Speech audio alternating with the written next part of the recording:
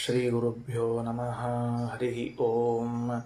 ಪ್ರಾಣಾದೇರೀಶಿತಾರಂ ಪರಮಸುಖನಿಧಿಂ ಸರ್ವದೋಷವ್ಯಪೇತಂ ಸರ್ವಾಂತಸ್ಥಂ ಸುಪೂರ್ಣಂ ಪ್ರಕೃತಿಪತಿಮಜಂ ಸರ್ವಬಾಹ್ಯಂ ಸುನಿತ್ಯಂ ಸರ್ವಜ್ಞಂ ಸರ್ವಶಕ್ತಿಂ ಸುರಮುನಿಮನುಜಾದ್ಯೈಃ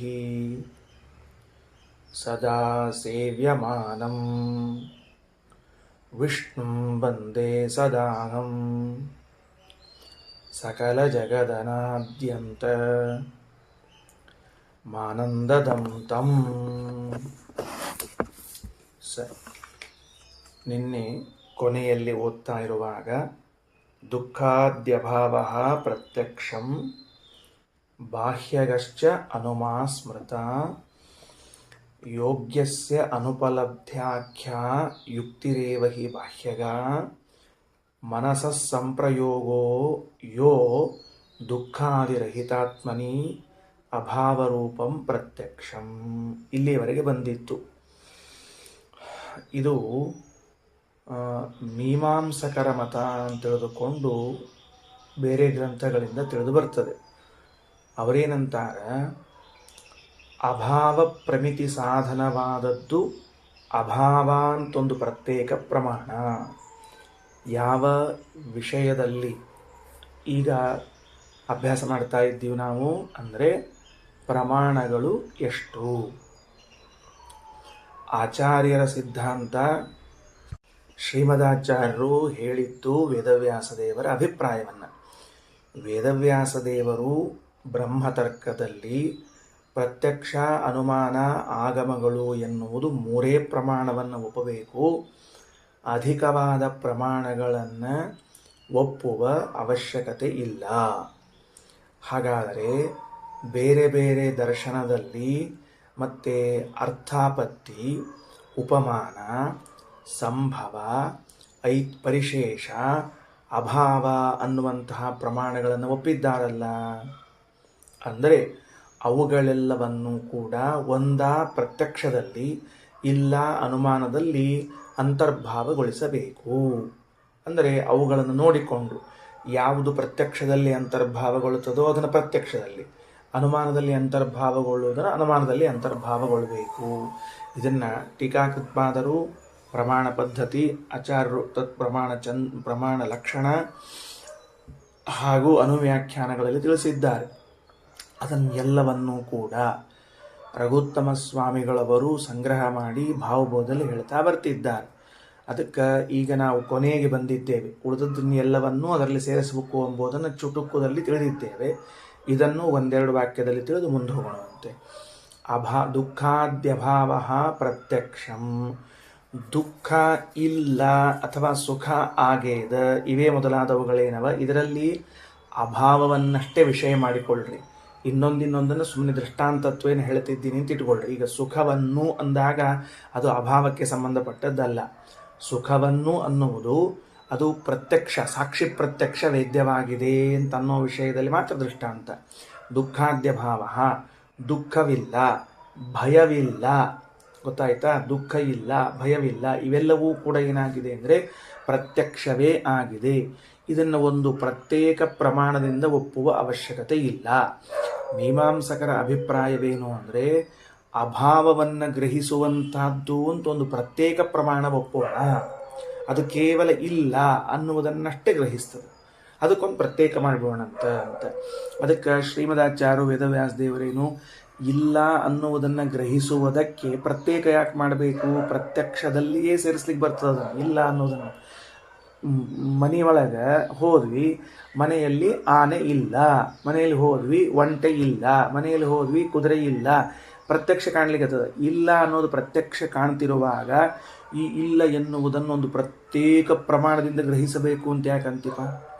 ಹೇಗೆ ಮನೆಯಲ್ಲಿ ಘಟ ಇದೆ ಅಂತನ್ನುವುದು ಪ್ರತ್ಯಕ್ಷದಿಂದ ಗ್ರಹಿಸಲು ಬರುತ್ತದೆಯೋ, ಮನೆಯಲ್ಲಿ ಪುತ್ರನು ಇದ್ದಾನೆ ಎನ್ನುವುದನ್ನು ಹೇಗೆ ಪ್ರತ್ಯಕ್ಷದಿಂದ ಗ್ರಹಿಸಲು ಬರುತ್ತದೋ, ಪ್ರತ್ಯಕ್ಷದಿಂದ ಅಂದರೆ ದೋಷರಹಿತವಾದ ಇಂದ್ರಿಯ ಹಾಗೂ ವಸ್ತುಗಳ ಸನ್ನಿಕರ್ಷ ಇದರಿಂದಲೇನೆ ಘಟ ಪಟ ಮಠಗಳು ಬಂದಂತೆ ಜ್ಞಾನವಾದಂತೆ ಆನೆ ಇಲ್ಲ ಒಂಟೆ ಇಲ್ಲ ಅನ್ನುವುದೂ ಆಗ್ತದೆ. ಅಂದಮೇಲೆ ಇದಕ್ಕೆ ಪ್ರತ್ಯೇಕ ಯಾಕೆ ಬೇಕು? ಏನು ಅವಶ್ಯಕತೆ ಇಲ್ಲ. ಅವರದ್ದು ಮತ್ತೊಂದು ವಾದ ಏನು ಅಂತಂದರೆ, ಭಾವ ಪದಾರ್ಥಗಳಿಗೆ ಮಾತ್ರ ಸನ್ನಿಕರ್ಷ ಅನ್ನೋದಾಗ್ತದೆ, ಅಭಾವ ಪದಾರ್ಥಗಳಿಗೆ ಸನ್ನಿಕರ್ಷ ಇರೋದಿಲ್ಲ. ಯಾಕೆ? ಅಭಾವ ಪದಾರ್ಥಗಳೇನವ ಅದಕ್ಕೆ ಕಾಂಟ್ಯಾಕ್ಟ್ ಆಗೋದು ಹೆಂಗೆ ಅಂತ ಅವ್ರ ಪ್ರಶ್ನೆ ಅದ. ಅದಕ್ಕೆ ಶ್ರೀಮದಾಚಾರ್ಯ ಅಂತಾರೆ, ಏನೂ ಇಲ್ಲ. ಭಾವಕ್ಕೆ ಹೆಂಗೆ ಸನ್ನಿಕರ್ಷನೋ ಹಂಗೆ ಯಾವ ಬಾಧಕವೂ ಇಲ್ಲದೆ ಇದ್ದಾಗ ಅಭಾವಕ್ಕೂ ಸನ್ನಿಕರ್ಷ ಆಗ್ತದೆ. ಯಾಕೆ ಪ್ರತ್ಯೇಕ ತಗೋಬೇಕು ಅದನ್ನು? ಆದ್ದರಿಂದ ಅದನ್ನು ಹಾಗೆ ತಿಳ್ಕೋಬೇಕು. ಈಗ ರಘುತ್ತಮ ಸ್ವಾಮಿಗಳವರು ಒಂದು ಸ್ವಲ್ಪ ವಿಶೇಷವನ್ನು ಹೇಳ್ತಾರೆ, ಅಂದರೆ ಮೂಲ ಗ್ರಂಥಗಳಲ್ಲಿ ಬಂದದನ್ನು ಹೇಳ್ತಾರೆ. ಈ ಇಲ್ಲ ಅನ್ನೋದೇನದ ಇದನ್ನು ಪ್ರತ್ಯಕ್ಷ ಅಂತ ಹೇಳಿದ್ರಿ, ಮತ್ತು ಅನುಮಾನ ಅಂಬೋದನ್ನು ಹೆಂಗೆ ತಿಳಿಬೇಕು? ಒಂಟೆ ಇಲ್ಲ ಅನ್ನೋದು ಅದಲ್ಲ, ಮತ್ತು ಅದು ಹೆಂಗೆ ತಿಳಿಬೇಕು ಅಂದರೆ ಹಿಂಗೆ ತಿಳಿರಿ. ಇಲ್ಲ ಅಂತನ್ನೋದು ಅನುಮಾನದಿಂದ ಹೆಂಗೆ ವೇದ್ಯ ಆಗ್ತದೆ ಅಂದರೆ, ಕತ್ತಲೆಯಲ್ಲಿದ್ದಾಗ ವಸ್ತುಗಳನ್ನು ಹುಡುಕಾಡ್ತೀವಿ. ಕತ್ತಲೆಯಲ್ಲಿದ್ದಾಗ ವಸ್ತುಗಳನ್ನು ಹುಡುಕಾಟ ಮಾಡಿದಾಗ ವಸ್ತು ಸಿಗೋದಿಲ್ಲ. ಆವಾಗ ನಾವೇನು ವಿಚಾರ ಮಾಡ್ತೀವಿ? ವಸ್ತು ಇದ್ದಿದ್ದರೆ ನನಗೆ ಸಿಗುತ್ತಿತ್ತು, ವಸ್ತು ಇಲ್ಲವಾದ್ದರಿಂದ ನನಗೆ ಸಿಗುತ್ತಿಲ್ಲ ಅಂತ ಒಂದು ನಾವು ಅನುಮಾನವನ್ನು ಮಾಡ್ತೀವಿ. ಅಂದಮೇಲೆ ಕತ್ತಲೆಯಲ್ಲಿರುವಂತಹ ವಸ್ತು ಮೊದಲಾದವುಗಳ ಅಭಾವವನ್ನು ಅನುಮಾನದಿಂದಲೂ, ಮತ್ತು ಮನೆಯಲ್ಲಿರುವಂತಹ ಬೆಳಕಿನಲ್ಲಿರುವಂತಹ ವಸ್ತುಗಳ ಅಭಾವವನ್ನು ಪ್ರತ್ಯಕ್ಷದಿಂದಲೂ ತಿಳ್ಕೊಳ್ಳಿಕ್ಕೆ ಬರ್ತದೆ. ಇದಕ್ಕೇನು ಪ್ರತ್ಯೇಕವಾದ ಪ್ರಮಾಣ ಬೇಕಾಗಿಲ್ಲ. ಸರಿ, ನೋಡ್ರಿ ಈಗ ವಾಕ್ಯ ನೋಡ್ರಿ. ದುಃಖಾದ್ಯಭಾವ, ಅಲ್ಲಿ ದುಃಖ ಆದಿ ಬಿಟ್ಬೋಣಂತ, ಅಭಾವ ಪ್ರತ್ಯಕ್ಷವಾಗ್ತದೆ. ಯಾವುದು? ಬಾಹ್ಯಗ, ಹೊರಗಿರುವಂತಹದ್ದು. ಸ್ಮೃತ, ಅನುಮಾನವೂ ಹೌದು. ಅದಕ್ಕೆ ಅನುಮಾನವನ್ನು ಹೆಂಗೆ ತಿಳ್ಕೊಳ್ಳೋದು? ಕತ್ತಲೆಯಿಂದ, ಮತ್ತು ಕತ್ತಲೆಯಲ್ಲಿರುವಂತಹ ವಸ್ತುವಿನ ದೃಷ್ಟಾಂತ ಇಟ್ಟುಕೊಂಡು ಅದಕ್ಕೆ ಬಾಹ್ಯಗಶ್ಚ ಸ್ಮೃತ ಅಂತ ತಿಳಿದುಕೊಂಡು ಹೊರಗಡೆಗೆ ಇರುವಂತಹದ್ದನ್ನು ಪ್ರತ್ಯಕ್ಷದಲ್ಲಿ ಅಥವಾ ಅನುಮಾನದಲ್ಲಿ ಸೇರಿಸಬಹುದು. ಇನ್ನು ಯೋಗ್ಯಸ್ಯ ಅನುಪಲಬ್ಧ್ಯಾಖ್ಯ ಯುಕ್ತಿರೇವ ಹಿ ಬಾಹ್ಯಗ. ಮತ್ತೊಂದು ಮಾತು ಹೇಳ್ತಾರೆ, ಏನು? ಯೋಗ್ಯವಾದ ಪದಾರ್ಥಗಳು ಅನುಪಲಬ್ಧವಾಗುತ್ತಿವೆ ಅನ್ನೋದು ಇದು ಎಲ್ಲ ಕಡೆಗಳಲ್ಲೂ ಇರುವಂತಹದ್ದು. ಯೋಗ್ಯವಾಗಿದ್ದು ಸಿಗುತ್ತಿಲ್ಲ ಅಂದರೆ ಪ್ರತ್ಯಕ್ಷಕ್ಕೆ ಸಿಗಲು ಯೋಗ್ಯವಾದ ವಸ್ತುವಾಗಿದ್ದು ಈಗ ಪ್ರತ್ಯಕ್ಷಕ್ಕೆ ಅದು ಸಿಗುತ್ತಿಲ್ಲ ಅನ್ನುವುದಕ್ಕೆ ಅದನ್ನು ನಾನು ಅಭಾವವೆಂಬ ಪ್ರಮಾಣದಲ್ಲಿ ಸೇರಿಸ್ತೇನೆ ಅಂತ ಹೇಳಬಾರದು. ಅದು ಪ್ರತ್ಯಕ್ಷದಿಂದ ಸಿಗಲಾರದಂಥ ವಸ್ತು, ಅದು ಸಿಗಲಾರದಂಥ ವಸ್ತುವಾಗಿದ್ದು ಅದು ಸಿಗುತ್ತಿಲ್ಲ, ಅದರಿಂದ ಅಭಾವ ಅಂತೀವಿ ಅಂತ ಹೇಳಬಾರ್ದು. ಯಾಕಂದರೆ ಅನುಪಲಬ್ಧಿ ಅನ್ನುವುದು ಅಂದರೆ ಸಿಗದೇ ಇರುವಿಕೆ ಅಂತನ್ನುವುದು ಅದು ಅವರ್ಜನೀಯ ಸನ್ನಿಧಿ ಅಂತ ಕರೀತಾರೆ. ಅದನ್ನು ಬಿಟ್ಟು ಏನು ಮಾಡಲಿಕ್ಕೆ ಬರೋದಿಲ್ಲ. ಅಭಾವದಲ್ಲಿ ನೀವು ಹೇಳಬೇಕಾದಾಗ ಅನುಪಲಬ್ಧಿ ಅಂತನ್ನುವುದನ್ನು, ಸಿಗುತ್ತಿಲ್ಲ ಅಂತನ್ನುವುದನ್ನು ಒಪ್ಪಿಕೊಳ್ಳೇಬೇಕು. ಇಷ್ಟು ಹೊರಗಿನ ವಿಷಯದಲ್ಲಿ ಹೇಳಿಬಿಟ್ಟು ದುಃಖವೇ ಇಲ್ಲದೆ ಇರುವಂತಹ ನನಗೇನು ದುಃಖ ಇಲ್ಲ, ಆತ್ಮನಿಗೆ ದುಃಖ ಇಲ್ಲ. ಆದರೆ ದುಃಖವಿಲ್ಲ ಅನ್ನುವ ಜ್ಞಾನ ಹೆಂಗೆ ಬರ್ತದೆ ಅಂತ ಕೇಳಿದ್ರೆ ಮನಸ್ಸಿನ ಸಂಯೋಗದಿಂದ ಬರ್ತದೆ. ಇಷ್ಟು ವಿಷಯ. ಕೊನೆಯ ವಾಕ್ಯ, ಮನಸ್ಸ ಸಂಪ್ರಯೋಗೋಗಿ ದುಃಖಾದಿರಹಿತಾತ್ಮನಿ ಅಭಾವರೂಪಂ ಪ್ರತ್ಯಕ್ಷಂ.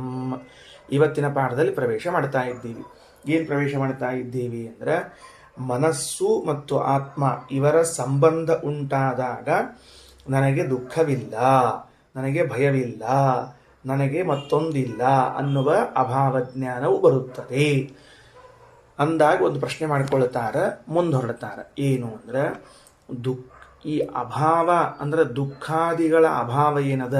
ದುಃಖ ಇಲ್ಲ, ಭಯ ಇಲ್ಲ, ಶೋಕ ಇಲ್ಲ, ಅಜ್ಞಾನ ಇಲ್ಲ, ಇವೆಲ್ಲವೂ ಕೂಡ ಮನಸ್ಸಿನಿಂದ ಗ್ರಹಿಸಲ್ಪಡ್ತದೆ ಅಂತ ನೀವು ಹೇಳಿದರೆ ಆತ್ಮನಿಂದ ಗ್ರಹಿಸಲ್ಪಡ್ತದ ಅಂತ ಬೇರೆ ವಾಕ್ಯಗಳವ ಬೇರೆ ಕಡೆಗಳಲ್ಲಿ. ಹಾಗಾದ್ರೆ ಆತ್ಮನಿಂದ ಗ್ರಹಿಸುತ್ತದ, ಮನಸ್ಸಿನಿಂದ ಗ್ರಹಿಸುತ್ತದ? ಯಾವುದನ್ನು ಹೇಳ್ರಿ. ಅಂದ್ರೆ ಅಜ್ಞಾನವಿಲ್ಲ, ದುಃಖವಿಲ್ಲ, ಭಯವಿಲ್ಲ, ಇವೇನು ಅಭಾವ ಜ್ಞಾನ ಅದ, ಈ ಅಭಾವ ಜ್ಞಾನವು ಆತ್ಮನಿಂದ ಗ್ರಹಿಸುವಂತಹದ್ದ, ಮನಸ್ಸಿನಿಂದ ಗ್ರಹಿಸುವಂತಹದ್ದ ಅಂತ ಪ್ರಶ್ನೆ ಮಾಡಿಕೊಂಡು ಮುಂದೆ ಹೊರಡ್ತಾರೆ. ನಮ್ಮೆಲ್ಲರಿಗೂ ಕೂಡ ಎರಡೆರಡು ಮನಸ್ಸುಗಳು ಇರುವಂತಹದ್ದು ಅಂತ ಸ್ವಲ್ಪ ಶಾಸ್ತ್ರೀಯ ಪ್ರಮೇಯವನ್ನು ತೆಗೆದುಕೊಳ್ತಾರೆ. ಅಂದರೆ ಪರದರ್ಶನದ ನಿರಾಕರಣೆ ಮುಕ್ತಾಯ ಮಾಡಿ ಬ್ರಹ್ಮತರ್ಕದಲ್ಲಿ ಮನಶ್ಚ ದ್ವಿವಿಧಂ ಮತಂ, ಮನಶ್ಚ ದ್ವಿವಿಧಂ ಮತಂ, ಮನಸ್ಸು ಎರಡು ವಿಧವಾಗಿದೆ. ಇದು ಹಿಂದಿನ ವಿಷಯವನ್ನು ಒಂದು ಕಡೆಗೆ ಹಂತಕ್ಕೆ ನಿಲ್ಲಿಸಿಬಿಟ್ಟೀವಿ. ಇವತ್ತು ಫ್ರೆಶ್ ಆಗಿ ಹೊಸ ವಿಷಯವನ್ನು ತಗೊಳ್ತಾ ಹೊರಟೀವಿ. ಈ ಅಭಾವ, ಅಭಾವಗಮ್ಯ ಪ್ರತ್ಯಕ್ಷ ಇದೆಲ್ಲ ಒಂದು ದರ್ಶನದ ಅನುವಾದವನ್ನು ಮಾಡಿ ಪ್ರತ್ಯೇಕವಾಗಿ ತೆಗೆದುಕೊಳ್ಳುವ ಅವಶ್ಯಕತೆ ಇಲ್ಲ, ಪ್ರತ್ಯಕ್ಷದಲ್ಲೂ ಅನುಮಾನದಲ್ಲೂ ಮುಕ್ತಾಯ ಮಾಡ್ರಿ ಅಂತ ಹೇಳಿಬಿಟ್ರು. ದುಃಖ ಇಲ್ಲ ಅಂತ ಜ್ಞಾನ ಬರ್ತದಲ್ಲ ನನಗೆ, ಅದನ್ನು ತಗೊಳಂತಿ ಹೊಸದಾಗಿ. ದುಃಖವೂ ಇಲ್ಲ, ನನಗೆ ದುಃಖ ಇಲ್ಲಪ್ಪ, ನನಗೆ ಅಜ್ಞಾನವಿಲ್ಲ, ನನಗೇನು ಭಯ ಇಲ್ಲ. ಇದು ಹೇಗೆ ಯಾವುದು ಗ್ರಹಿಸ್ತದ? ಒಳಗಡೆ ಎರಡವ, ಒಂದು ಮನಸ್ಸದ, ಒಂದು ಆತ್ಮ ಇದ್ದಾನ. ಯಾರು ಗ್ರಹಿಸ್ತದ ಅಂತ ಕೇಳಿದ್ರೆ ಅದಕ್ಕೆ ಉತ್ತರ ಕೊಡ್ತಾರೆ. ಆತ್ಮ ಅನ್ನೋ ಶಬ್ದಕ್ಕೆ ಶಾಸ್ತ್ರದಲ್ಲಿ ಸಾಕ್ಷಿ ಸಾಕ್ಷಿ ಅಂತ ಕರೀತಾರೆ. ಅದು ಸಾಕ್ಷ್ಯವೇದ್ಯವಾಗಿದೆಯೋ ಮನೋವೇದ್ಯವಾಗಿದೆಯೋ ಇದು ಪ್ರಶ್ನೆ. ಈಗ ಮಾಡಿಕೊಂಡದ್ದು ಬ್ರಹ್ಮತರ್ಕದಲ್ಲಿ ಮುಂದಿನ ವಾಕ್ಯದಲ್ಲಿ ವೇದವ್ಯಾಸ ದೇವರು ನಿರೂಪಣೆಯನ್ನು ಮಾಡ್ತಾ ಇದ್ದದ್ದು ದುಃಖಾದಿಗಳ ಅಭಾವವು ಮನೋವೇದ್ಯವ ಸಾಕ್ಷಿವೇದ್ಯವ ಅಂತ ಪ್ರಶ್ನೆ. ಅದಕ್ಕೆ ಉತ್ತರ ಕೊಡ್ತಾರೆ, ಮನಶ್ಚ ದ್ವಿವಿಧಂ ಮತಂ, ಮನಸ್ಸೇನಾಗಿದೆ ಎರಡು ವಿಧವಾಗಿದೆ. ಚೇತನಂಚ ಜಡಂಚೇತಿ, ಚೇತನ ಹಾಗೂ ಜಡ ಅಂತ ತಿಳಿದುಕೊಂಡು ಎರಡು ವಿಧವಾದ ಮನಸ್ಸಿದೆ. ಗಮನಿಸಬೇಕು, ಪ್ರತಿಯೊಬ್ಬರಿಗೂ ಅಂದರೆ ಎಷ್ಟು ಮಂದಿನ ಬಿಡಬೇಕು ಅಂದರೆ ಲಕ್ಷ್ಮೀನಾರಾಯಣರು ಮುಕ್ತರು, ಇಷ್ಟು ಮಂದಿನ ಬಿಟ್ರೆ ಅಂದರೆ ಈಗಾಗಲೇ ಯಾರೋ ಮುಕ್ತಿಯನ್ನು ಹೊಂದಿದ್ದಾರೆ ಹಾಗೂ ಲಕ್ಷ್ಮೀನಾರಾಯಣರೇನಿದ್ದಾರೆ ಇವರಿಗೆ ಜಡವಾದ ಮನಸ್ಸು ಇಲ್ಲ, ಚೇತನವಾದ ಮನಸ್ಸಿದೆ. ಸಂಸಾರದಲ್ಲಿ ಇದ್ದ ನಮ್ಮೆಲ್ಲರಿಗೂ ಕೂಡ ಜಡವಾದ ಚೇತನವಾದ ಎರಡೂ ಮನಸ್ಸಿದೆ. ಜಡವಾದ ಚೇತನವಾದ ಎರಡೂ ಮನಸ್ಸಿದೆ. ಚೇತನಂಚ ಜಡಂಚೇತಿ ಚಕ್ಷುರಾದ್ಯಂ ತಥೈವಚ. ಇಲ್ಲಿ ಮನಸ್ಸಿನ ವಿಷಯ ಬಂದದ್ದಕ್ಕೆ ಪ್ರಾಸಂಗಿಕವಾಗಿ ಚಕ್ಷುರಾದ್ಯಂ ಅಂತ ತಿಳಿಸ್ತಾ ಇದ್ದಾರೆ. ಅಂದ್ರೆ ಪಂಚಜ್ಞಾನೇಂದ್ರಿಯ, ಪಂಚಕರ್ಮೇಂದ್ರಿಯ ಮತ್ತು ಮನಸ್ಸು ಇವು ಎಲ್ಲವೂ ಕೂಡ ಎರಡೆರಡು ಅಂದರೆ ಜಡವಾದ ಪಂಚಜ್ಞಾನೇಂದ್ರಿಯ, ಪಂಚಕರ್ಮೇಂದ್ರಿಯ ಹಾಗೂ ಮನಸ್ಸು, ಚೇತನವಾದ ಪಂಚಜ್ಞಾನೇಂದ್ರಿಯ, ಚೇತನವಾದ ಪಂಚಕರ್ಮೇಂದ್ರಿಯ, ಚೇತನವಾದ ಮನಸ್ಸು, ಹಿಂಗೆ ಎರಡೂ ಅವ ನಮಗ ಎಲ್ಲರಿಗೂ ಕೂಡ ಸಂಸಾರದಲ್ಲಿ ಇದ್ದವರಿಗೆ. ಚೇತನಂ ತ್ವಿಂದ್ರಿಯಂ ಹ್ಯಾತ್ಮಸ್ವರೂಪ ನಪರಂ ಸ್ಮೃತಂ. ಸರಿ, ಜಡವಾದದ್ದು ಅನ್ನುವುದನ್ನು ಆಮೇಲೆ ನೋಡಿಕೊಳ್ಳೋಣ. ಚೇತನವಾದ ಇಂದ್ರಿಯ ಅಂದರೆ ಎಲ್ಲವ ಅವು ಅಂತ ಕೇಳಿದ್ರೆ ಆತ್ಮಸ್ವರೂಪವೇ ಆಗಿವೆ. ಆತ್ಮಸ್ವರೂಪವೇ ಆಗಿವೆ. ಇದನ್ನು ನಾವು ನೆನಪಿಟ್ಟುಕೊಳ್ಳಬೇಕು. ನಮ್ಮ ಸಿದ್ಧಾಂತದ ಅತ್ಯಂತ ಪ್ರಮುಖ ಪ್ರಮೇಯ. ನಾನು ಬೇರೆ ಅಲ್ಲ, ನನ್ನ ಇಂದ್ರಿಯಗಳು ಬೇರೆ ಅಲ್ಲ. ಎಲ್ಲಿ? ಸ್ವರೂಪದಲ್ಲಿ. ಉದಾಹರಣೆಗೆ ಇದನ್ನು ತಿಳ್ಕೊಳ್ಳಿಕ್ಕೆ, ಮುಕ್ತಿಯಲ್ಲಿರುವಾಗ, ಮೋಕ್ಷದಲ್ಲಿರುವಾಗ ನನ್ನ ಇಂದ್ರಿಯಗಳು ನಾನು ಬೇರೆ ಬೇರೆ ಅಂತ ಇರುವುದಿಲ್ಲ.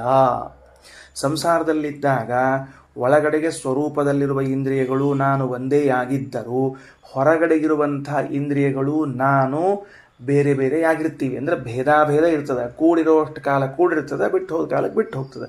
ಹಲ್ಲುಗಳವ, ಕಿವಿಗಳವ. ಈ ಕಿವಿ ಇಂದ್ರಿಯ ಎಷ್ಟು ದಿವಸ ಕೇಳಿಸ್ತದೆ, ಆಮೇಲೆ ಅದು ಹೋತು ಅಂದ್ರೆ ಹೋಗ್ಬಿಡ್ತದೆ. ಹೋದಾಗ ನಮಗೆ ಕೇಳಿಸೋದಿಲ್ಲ. ಅಂದಮೇಲೆ ಆ ಇಂದ್ರಿಯಕ್ಕೂ ನಮಗೂ, ಆ ಜಡವಾದ ಇಂದ್ರಿಯಕ್ಕೂ ನಮಗೂ ಏನಿತ್ತು, ಅಲ್ಲಿವರೆಗೆ ಅಟ್ಯಾಚ್ಮೆಂಟ್ ಇತ್ತು, ಬಿಟ್ಟು ಹೋಯ್ತು ಕೆಲಸ ಇಷ್ಟು. ಆಮೇಲೆ ಜಡವಾದ ಇಂದ್ರಿಯಗಳಿಗೆ ಹೀಗೆ ಹೇಳಬೇಕು, ಚೇತನವಾದ ಇಂದ್ರಿಯಗಳು ಅಂದರೆ ಏನರ್ಥ ಅಂದರೆ ಆತ್ಮಸ್ವರೂಪವೇ ಆಗಿವೆ. ನಾವಿದನ್ನು ಹಿಂಗೆ ನೋಟ್ಸ್ ತೊಗೊಳ್ಳೋಣ ಅಂತ. ಏನು ನೋಟ್ಸ್ ತೊಗೊಳ್ಳೋಣ ಅಂತಂದರೆ ಪೆನ್ನು ಪೇಪರ್ ತೊಗೋಬೇಕು ಮೊದಲನೇದು. ಆಮೇಲೆ ಬರೀಲಿಕ್ಕೆ ಶುರು ಮಾಡಬೇಕು. ಪೆನ್ ಕೈ ಎತ್ತಿ ಪೇಪರ್ ಮೇಲೆ ಬರೀಲಿಕ್ಕೆ ಶುರು ಮಾಡಬೇಕು. ಏನಂತ ಅಂದ್ರೆ ಇಂದ್ರಿಯಗಳು ಎರಡು ವಿಧ, ಚೇತನ ಹಾಗೂ ಜಡ. ಚೇತನ ಇಂದ್ರಿಯಗಳು ನಮ್ಮ ಸ್ವರೂಪವೇ ಆಗಿವೆ. ಚೇತನ ಇಂದ್ರಿಯಗಳು ನಮ್ಮ ಸ್ವರೂಪವೇ ಆಗಿವೆ. ಅಂದರೆ ನಾನೇ ಆಗಿದ್ದೇನೆ ನನ್ನ ಇಂದ್ರಿಯಗಳು. ಈ ವಿಷಯವು ಸಂಸಾರದಲ್ಲಿದ್ದಾಗ ಸ್ಫುಟವಾಗುವುದಿಲ್ಲ, ಮುಕ್ತಿಯಲ್ಲಿದ್ದಾಗ ಸ್ಫುಟವಾಗ್ತದೆ. ಕಾರಣ, ಮುಕ್ತಿಯಲ್ಲಿರುವಾಗ ಜಡವಾದ ಶರೀರ, ಜಡವಾದ ಇಂದ್ರಿಯಗಳು ಇರುವುದಿಲ್ಲವಾದ್ದರಿಂದ ಚೇತನವಾದ ಇಂದ್ರಿಯ ಇರ್ತದೆ. ಆಗ ಅದು ಎಲ್ಲಿರ್ತದೆ? ಪ್ರತ್ಯೇಕ ಇರುವುದಿಲ್ಲ, ನಾನೇ ಆಗಿರ್ತೀನಿ ಅಂತ ತಿಳ್ಕೊಳ್ಬೇಕು. ಈಗ ನಮ್ಮದೇ ಹೀಗಿರುವಾಗ ನಮ್ಮ ಸ್ಥಿತಿ ಹಿಂಗದ. ವಸ್ತುಸ್ಥಿತಿ ಏನದ ಅಂದ್ರೆ ನಮ್ಮ ಇಂದ್ರಿಯಗಳು ನಾವು ಬೇರೆ ಅಲ್ಲ ಅಂತಿರುವಾಗ ಪರಮಾತ್ಮನಿಗೂ ಪರಮಾತ್ಮನ ಇಂದ್ರಿಯಗಳಿಗೂ ಮತ್ತೆ ಬೇರೆ ಇದೆ ಅಂತ ಹೇಳೋದು ಹೆಂಗೆ? ಬರುವುದೇ ಇಲ್ಲ. ಪರಮಾತ್ಮನೇ ಪರಮಾತ್ಮನ ಇಂದ್ರಿಯ, ಪರಮಾತ್ಮನ ಇಂದ್ರಿಯವೇ ಪರಮಾತ್ಮ ಅಂತ ಹೇಳಬೇಕು. ಬೇರೆ ಏನು ಹೇಳೋಂಗಿಲ್ಲ. ನೋಡ್ರಿ, ಚೇತನಂಚ ಜಡಂ ಚೇತಿ ಚಕ್ಷುರಾದ್ಯಂ ತಥೈವ ಚ ಚೇತನಂ ತ್ವಿಂದ್ರಿಯಂ ಹ್ಯಾತ್ಮಸ್ವರೂಪ ನಾಪರಂ ಸ್ಮೃತಂ. ಆ ವಾಕ್ಯಗಳು ಬ್ರಹ್ಮತರ್ಕದ ವಾಕ್ಯಗಳನ್ನು ಓದ್ತಾ ಹೊರಟಿದ್ದೇವೆ. ಚೇತನಂ ತು ಇಂದ್ರಿಯಂ, ಚೈತನ್ಯಮಯವಾದ ಇಂದ್ರಿಯ ಏನಿದೆಯಲ್ಲ ಅದು ಹಿ ಪ್ರಸಿದ್ಧವಾಗಿದೆ ಅಂತ ಆತ್ಮಸ್ವರೂಪಾತ್, ಆತ್ಮನ ಸ್ವರೂಪದಿಂದ ನ ಅಪರಂ ಸ್ಮೃತಂ. ಅಪರಂ ಅಂದರೆ ಭಿನ್ನವಲ್ಲ. ನ ಅಪರಂ ಸ್ಮೃತಂ, ಪ್ರತ್ಯೇಕ ಅಂತ ತಿಳಿಬೇಡ್ರಿ. ತಿಳಿತಾ? ಸ್ವರೂಪಾತ್ ಅಪರಂ ನ ಸ್ಮೃತಂ, ಭಿನ್ನ ಅಲ್ಲ, ಅದು ಅಭಿನ್ನವೇ ಆಗೇದ. ಮುಕ್ತಾನಾಂ ಚೇತನಂ ತ್ವೇವ, ಮುಕ್ತರಿಗೆ ಮಾತ್ರ ಚೈತನ್ಯಮಯವಾದದ್ದಿರ್ತದೆ. ಬದ್ಧಾನಾಂ, ನೋಡ್ರಿ, ಸಂಸಾರದಲ್ಲಿ ಇದ್ದವರು, ಬದ್ಧಾನಾಂ ಅನ್ನೋ ಶಬ್ದಕ್ಕೆ ಸಂಸಾರದಲ್ಲಿದ್ದವರು, ಉಭಯಂ ತಥಾ, ಉಭಯಂ ತಥಾ, ಎರಡೂ ಚೈತನ್ಯಮಯವಾದ ಇಂದ್ರಿಯಗಳು ಅವ, ಜಡವಾದ ಇಂದ್ರಿಯಗಳು ಅವ. ಅಂದರೆ ಹೆಂಗೆ ತಿಳ್ಕೊಬೇಕು ಅದನ್ನು? ಅಂದ್ರೆ ಅವು ಇರಲಿಕ್ಕೆ ಬೇರೆ ಬೇರೆ ಸ್ಥಳಗಳಿವೆಯಾ? ಈಗ ಜಡವಾದ ನನ್ನ ಇಂದ್ರಿಯ ಅದ, ಯಾವುದದ? ಮೂಗದ, ಕಿವಿ ಅದ. ಈ ಕಿವಿ ಎಂಬುವಂಥ ಇಂದ್ರಿಯ ಏನದ? ಇದು ಕಿವಿ ಅಂತ ಮುಟ್ಟಿ ತೋರಿಸೋದು, ಇದು ಗೋಲಕ, ಮತ್ತು ಇದು ಗೋಲಕ ಅಷ್ಟೇ. ಈ ಕಿವಿ ಅಂತ ಏನದ, ಇದ್ರ ಒಳಗಡೆಗೆ ಆ ಇಂದ್ರಿಯ ಅದ. ಜಡವಾದ ಇಂದ್ರಿಯವು ಇಲ್ಲದ. ಹಂಗಾದ್ರೆ ಚೇತನವಾದ ಶ್ರವಣೇಂದ್ರಿಯ ಎಲ್ಲದ? ಇಲ್ಲದನೋ? ಇಲ್ಲದನೋ? ಇಲ್ಲದನೋ ಅಂದ್ರೆ ಅಲ್ಲ, ಅಲ್ಲೇ ಅದ. ಎಲ್ಲದ ಅಂದ್ರೆ ಜಡವಾದ ಇಂದ್ರಿಯವು ಯಾವ ಗೋಲಕದಲ್ಲಿ ಇದೆಯೋ ಅದೇ ಗೋಲಕದಲ್ಲಿ, ಅದೇ ಜಡವಾದ ಇಂದ್ರಿಯದಲ್ಲಿ ಚೈತನ್ಯಮಯವಾದ ಇಂದ್ರಿಯ ಅದ. ಅಂದರೆ ಹೆಂಗಿರ್ತದ ಅಂತ ಕೇಳಿದ್ರೆ, ಅದು ಹೆಂಗಿರ್ತದ ಅಂತ ಕೇಳಿದ್ರೆ, ನಾನೊಂದು ಶರ್ಟ್ ಹಾಕ್ಕೋತೀನಿ. ಶರ್ಟ್ ಹಾಕ್ಕೊಳ್ಳೋ ಕಾಲಕ್ಕೆ ಏನು ಮಾಡ್ತೀನಿ ಅಂತಂದ್ರೆ, ಆ ತೋಳು, ಶರ್ಟಿನ ತೋಳು ಇರ್ತದೆ, ತೋಳೊಳಗೆ ನನ್ನ ಕೈ ಹಿಂಗೆ ಹಾಕ್ತೀನಿ. ಆ ಶರ್ಟಿನ ತೋಳಿನಲ್ಲಿ ಹಿಂಗೆ ಕೈ ಹಾಕಿ, ಶೋಲ್ಡರ್ ಒಳಗೆ ಕೈ ಹಾಕಿ ಹಿಂಗೆ ನಾನು ಅದನ್ನು ಕಾಲರ್ ಮಾಡ್ಕೋತೀನಿ. ಹಾಗಾದ್ರೆ ಏನಾಯಿತು ಅಂದರೆ, ಒಳಗೊಂದು ಕೈ ಅದ, ಮ್ಯಾಲದು ಶೋಲ್ಡರ್ದು ಬಂದದ ಶರ್ಟಿಂದು. ಆ ಮೇಲೇನು ಬಂದದ ನೋಡ್ರಿ, ಅದು ಜಡವಾದ ಇಂದ್ರಿಯ. ಒಳಗಡೆಗೆ ಕೈ ಇದೆಯಲ್ಲ, ಅದು ಚೈತನ್ಯಮಯವಾದ ಇಂದ್ರಿಯ. ಎಲ್ಲ ಇಂದ್ರಿಯಗಳಲ್ಲೂ ಹಿಂಗೆ ವ್ಯವಹಾರ ಅದ, ಹಿಂಗೆ ಕೂಡಿಕೊಂಡದ, ಪ್ರತ್ಯೇಕ ಇರುವುದಿಲ್ಲ. ಅಂದ್ರೆ ಸ್ವರೂಪಭೂತವಾದ ಇಂದ್ರಿಯ ಇಲ್ಲದ ಅಂದದ್ದಕ್ಕೆ ಈ ಕಣ್ಣೊಳಗೆ ಒಂದು ಕಡೆಗೆ ಜಡ ಇಂದ್ರಿಯ, ಇನ್ನೊಂದು ಕಡೆಗೆ ಚೇತನ ಇಂದ್ರಿಯ, ಒಂದು ಕಡೆ ಮೂಗೊಳಗೆ ಜಡ ಮೂಗು, ಒಂದು ಕಡೆ ಚೇತನ ಮೂಗು, ಹಿಂಗಲ್ಲ. ಮೊದಲನೇದು ಗೋಲಕ, ಗೋಲಕದಲ್ಲಿ ಜಡ ಇಂದ್ರಿಯ, ಜಡ ಇಂದ್ರಿಯದ ಒಳಗಡೆಗೆ ಚೇತನ ಇಂದ್ರಿಯ ಇದೆ. ಹಿಂಗೆ ತಿಳ್ಕೊಳ್ಬೇಕು. ಅದಕ್ಕೆ ಉಭಯಂ ತುತಂ ಸ್ವರೂಪೇಣಾಪಿ ಸಂಯೋಗ ಸ್ವರೂಪಸ್ಯೈವ ಯುಜ್ಯತೆ. ಅಲ್ರಿ, ಮತ್ತು ನೀವೇನಂತೀರಿ? ಮನಸ್ಸು ಆತ್ಮನ ಜೊತೆಗೆ ಸಂಯೋಗಗೊಂಡಾಗ ಆಗ ನನಗೆ ದುಃಖ ಇಲ್ಲ, ಭಯ ಇಲ್ಲ ಅಂತ ಅನ್ನೋ ಜ್ಞಾನ ಬರ್ತದ ಅಂತ ಅಲ್ಲಿಗತ್ತೀರಿ ನೀವೀಗ. ಇಲ್ಲಿ ಹೇಳೋ ಕಾಲಕ್ಕೆ ಏನಂತೀರಿ? ಆ ಮನಸ್ಸು ಅವನೇ ಆಗ್ಯಾನ, ಅವನೇ ಮನಸ್ಸಾಗ್ಯಾನ ಅಂದಮೇಲೆ ತನ್ನನ್ನು ತಾನು ಸಂಯೋಗಗೊಳ್ಳೋದು ಹೆಂಗೆ, ಅಂಟ್ಕೊಳ್ಳೋದು ಹೆಂಗೆ? ಎರಡು ಬೇರೆ ಬೇರೆ ಇದ್ದಾಗ ಕಾಂಟ್ಯಾಕ್ಟ್ ಆಗಬೇಕು, ಎರಡೂ ಒಂದೇ ಇದ್ದಾಗ ಸಂಯೋಗ ಆಗೋದು ಹೆಂಗೆ ಅಂತ ಪ್ರಶ್ನೆ ಬರ್ತದೆ ಈಗ. ಅದಕ್ಕೆ ಸ್ವರೂಪೇಣಾಪಿ ಸಂಯೋಗ ಸ್ವರೂಪಸ್ಯೈವ ಯುಜ್ಯತೆ. ತನ್ನಿಂದ ಅಭಿನ್ನವಾದ ವಸ್ತುವಿಗೂ ತನಗೂ ಸಂಯೋಗ ಅಂತನ್ನೋದನ್ನು ಒಪ್ಪಿಕೊಳ್ಳುತ್ತೇವೆ. ಇದೊಂದು ಹೊಸ ಕಾನ್ಸೆಪ್ಟು, ಇದು ಹೊಸ ಕಾನ್ಸೆಪ್ಟು. ಯಾಕಂದ್ರೆ ನಾವು ಈ ತರಹದ್ದನ್ನು ಕಂಡಿರೋದಿಲ್ಲ. ನಾವು ಹೆಂಗೆ ಕಂಡಿರ್ತೀವಿ ಅಂದರೆ, ಇದೊಂದು ಕೈ, ಇದೊಂದು ಕೈ, ಎರಡು ಪ್ರತ್ಯೇಕಗಳು ಸಂಯೋಗಗೊಳ್ಳುತ್ತವೆ. ಇದೊಂದು ಗೋಡೆ, ಇದೊಂದು ಕೈ ಸಂಯೋಗಗೊಳ್ಳುತ್ತದೆ. ಇದೊಂದು ಪುಸ್ತಕ, ಇದೊಂದು ಹಸ್ತ ಸಂಯೋಗಗೊಳ್ಳುತ್ತದೆ. ಭಿನ್ನ ಭಿನ್ನವಾದದ್ದಲ್ಲಿ ಸಂಯೋಗ ಕಂಡಿರುವ ನಮಗೆ, ಅಭ್ಯಾಸವಾದ ನಮಗೆ, ತನಗೆ ತಾನೇ ಸಂಯೋಗಗೊಳ್ಳುತ್ತಾನೆ ಅಂತನ್ನುವುದೊಂದು ಹೊಸ ಅಂಶ ತಲೆಗೆ ಬರಬೇಕಿವಾಗ. ಅದಕ್ಕೆ ಹೇಳಿದ್ರು ಸ್ವರೂಪೇಣಾಪಿ ಸಂಯೋಗ ಸ್ವರೂಪಸ್ಯೈವ ಯುಜ್ಯತೆ. ಸ್ವರೂಪವೇ ಆಗಿದ್ದರು ಅಂದರೆ ಮನಸ್ಸು ತನ್ನದೇ ಸ್ವರೂಪ ಆಗ್ಯದ, ತಾನೇ ಆಗ್ಯದ, ಆದರೂ ತನ್ನ ಜೊತೆಗೆ ಸಂಬಂಧವನ್ನು ಉಳ್ಳದ್ದಾಗ್ತದೆ. ಇದೊಂದು ಅಭೂತಪೂರ್ವವಾದ ಚಿಂತನೆ ಇದು. ಅದಕ್ಕೊಂದು ದೃಷ್ಟಾಂತ ಕೊಡ್ತಾರೆ. ಲೌಕಿಕದಲ್ಲಿ ಅಂಥ ದೃಷ್ಟಾಂತ ಇದೆಯಾ ಅಂದರೆ ಹತ್ತಿರದ ಒಂದು ದೃಷ್ಟಾಂತ ಕೊಡ್ತಾರೆ. ಏನು ಅಂದರೆ, ಯಥಾ ರತ್ನಸ್ಯ ಸಂಯೋಗ ತತ್ಪ್ರಕಾಶೇನ ನಿತ್ಯದ ರತ್ನಸ್ಯ ಚ ಪ್ರಕಾಶಸ್ಯ ನಭೇದ ಕಶ್ಚಿದಿಶ್ಯತೆ. ಒಂದು ರತ್ನಕ್ಕೂ ರತ್ನದ ಪ್ರಕಾಶಕ್ಕೂ ಕೂಡ ಸಂಬಂಧ ಇದೆ. ರತ್ನಕ್ಕೂ ರತ್ನದ ಪ್ರಕಾಶಕ್ಕೂ ಸಂಬಂಧ ಇದೆ. ರತ್ನ ಪ್ರಕಾಶಗಳು ಭಿನ್ನವೇನು ಅಂದರೆ ಅಲ್ಲ. ರತ್ನ ಹಾಗೂ ರತ್ನ ಪ್ರಕಾಶವು ಅಭಿನ್ನ. ರತ್ನ ಹಾಗೂ ರತ್ನ ಪ್ರಕಾಶಗಳು ಅಭಿನ್ನವಾಗಿದ್ದರೂ ಕೂಡ ಹೆಂಗೆ ಅಂದರೆ, ರತ್ನ ಪ್ರಕಾಶದಿಂದ ಕೂಡಿತು ರತ್ನ ಅಂತ ವ್ಯವಹಾರ ಮಾಡ್ತೀವಿ. ಹೆಂಗೆ ವ್ಯವಹಾರ ಮಾಡ್ತೀವಿ? ಪ್ರಕಾಶದಿಂದ ಕೂಡಿದ ರತ್ನ. ಅದಕ್ಕೆ ಹಿಂಗೆ ಅನ್ನಂಗಿಲ್ಲ, ಪ್ರಕಾಶದಿಂದ ಕೂಡಿದ ಅನ್ನಂಗಿಲ್ಲ. ರತ್ನವು ಫಳಫಳ ಹೊಳೆಯುತ್ತಿದೆ ಅಂತ ವ್ಯವಹಾರ ಮಾಡ್ತೀವಿ. ರತ್ನವು ಫಳಫಳ ಹೊಳೆಯುತ್ತಿದೆ. ಆ ಫಳಫಳುವಿಕೆ ಅಂತೇನದ ಅದು ರತ್ನದಿಂದ ಭಿನ್ನ ಅಲ್ಲ, ರತ್ನದಿಂದ ಕೂಡಿದ್ದೆ. ಆದರೆ ವ್ಯವಹಾರ ಮಾಡ್ತೀವೋ ಇಲ್ಲೋ, ಪ್ರಕಾಶದಿಂದ ಕೂಡಿತು, ಫಳಫಳ ಅಂತ ಹೊಳಿತು ಅಂತ ವ್ಯವಹಾರ ಮಾಡ್ತೀವೋ ಇಲ್ಲೋ. ಹಾಗೆ ಸ್ವರೂಪವೇ ಆಗಿದ್ದರೂ ಕೂಡ ಸ್ವರೂಪದ ಜೊತೆಗೆ ಸಂಯೋಗ ಹೊಂದಿತು ಅಂತ ವ್ಯವಹಾರವನ್ನು ಮಾಡಲು ಬರುತ್ತದೆ. ಇದಿಷ್ಟು ಯಾವುದಕ್ಕೆ ಸಂಬಂಧಪಟ್ಟದ್ದಿದು? ಸಾಕ್ಷಿ. ಸಾಕ್ಷಿ ಅಂದರೆ ಸ್ವರೂಪ. ಸ್ವರೂಪ ಅಂದರೆ ಎಲ್ಲ ಇಂದ್ರಿಯಗಳು, ಎಲ್ಲ ಇಂದ್ರಿಯಗಳೇ ಸಾಕ್ಷಿ, ಸಾಕ್ಷಿಯೇ ಸ್ವರೂಪ, ಸ್ವರೂಪಕ್ಕೆ ಸ್ವರೂಪದ ಜೊತೆಗೆ ಸಂಯೋಗ ಉಂಟು. ರತ್ನಸ್ಯ ಚ ಪ್ರಕಾಶಸ್ಯ ನ ಭೇದ ಕಶ್ಚಿದಿಶ್ಯತೆ.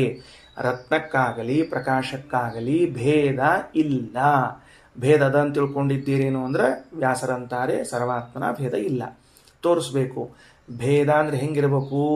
ಅಂಗುಲಿದ್ವಯ ಹೆಂಗೆ ಭೇದೇನ ಉಪಲಭ್ಯಮಾನವಾಗ್ತದೋ, ಎರಡು ಬೆರಳು ಅಂತ ಹೆಂಗೆ ಎತ್ತಿ ತೋರಿಸ್ತೀವೋ ಹಿಂಗೆ ಪ್ರತ್ಯೇಕವಾಗಿ, ಹಂಗೆ ರತ್ನವನ್ನು ಪ್ರಕಾಶವನ್ನು ಬೇರ್ಪಡಿಸಿ ತೋರಿಸ್ಬೇಕು. ತೋರಿಸ್ಲಿಕ್ಕಾಗ್ತದ? ಆಗೋದಿಲ್ಲ. ಅಂದ ಮೇಲೆ ರತ್ನ ಹಾಗೂ ಪ್ರಕಾಶಗಳೆರಡೂ ಕೂಡ ಅಭಿನ್ನವಾಗಿದ್ದರೂ ರತ್ನದ ಸಂಯೋಗ ಪ್ರಕಾಶದ ಜೊತೆಗಾಯಿತು, ಪ್ರಕಾಶದ ಸಂಯೋಗ ರತ್ನದ ಜೊತೆಗಾಯಿತು ಅಂತ ನಾವು ಈ ರೀತಿ ವ್ಯವಹಾರ ಮಾಡ್ತೀವಿ. ಅದಕ್ಕೆ ಮುಂದೆ ಒಂದು ಹೊಸ ಅಂಶ ಕೇಳಿದ್ದು ಮತ್ತೊಂದು ಸ್ವಲ್ಪ ಹೊಸ ರೀತಿಯಿಂದ ಕೇಳೋಣಂತ. ವಿಶೇಷೋ ನಾಮ ವಿಜ್ಞೇಯ ವಿಶೇಷ ದೃಷ್ಟಿಗೋಚರ. ಇದಕ್ಕೇನು ಕರೀತಾರೆ ಅಂದರೆ ವಿಶೇಷ ಎಂದು ಕರೆಯುತ್ತಾರೆ. ಯಾಕೆ ವಿಶೇಷ ಅಂತ ಕರೀತಾರೆ? ಅಭಿನ್ನವಾದ ವಸ್ತುವಿನಲ್ಲೂ ಕೂಡ ಭಿನ್ನವೆಂಬುದಾಗಿ ವ್ಯವಹಾರ ಮಾಡಲು ಬರುವಂತಹದ್ದು. ಸರಿ ಆಯ್ತಾ? ಅಲ್ರಿ, ವಿಶೇಷ ಅದ ಅಂತ ಎಲ್ಲಿಂದ ಸಿದ್ಧ ಆಗಬೇಕು ಅಂದರೆ ವಿಶೇಷಾತ್, ವ್ಯವಹಾರ ವಿಶೇಷದಿಂದ ಗೊತ್ತಾಗ್ತದೆ. ಅಷ್ಟೇ ಅಲ್ಲ, ದೃಷ್ಟಿಗೋಚರ, ನಮ್ಮ ಪ್ರತ್ಯಕ್ಷಕ್ಕೂ ಗೊತ್ತಾಗ್ತದೆ. ನಮ್ಮ ಪ್ರತ್ಯಕ್ಷಕ್ಕೂ ಗೊತ್ತಾಗ್ತದೆ. ವ್ಯವಹಾರದಿಂದ ಹಾಗೂ ಪ್ರತ್ಯಕ್ಷದಿಂದ ವಿಶೇಷ ಎಂಬುದನ್ನು ತಿಳಿದುಕೊಳ್ಳ್ರಿ ಅಂತ ಇಷ್ಟು ಹೇಳಿಬಿಟ್ರು.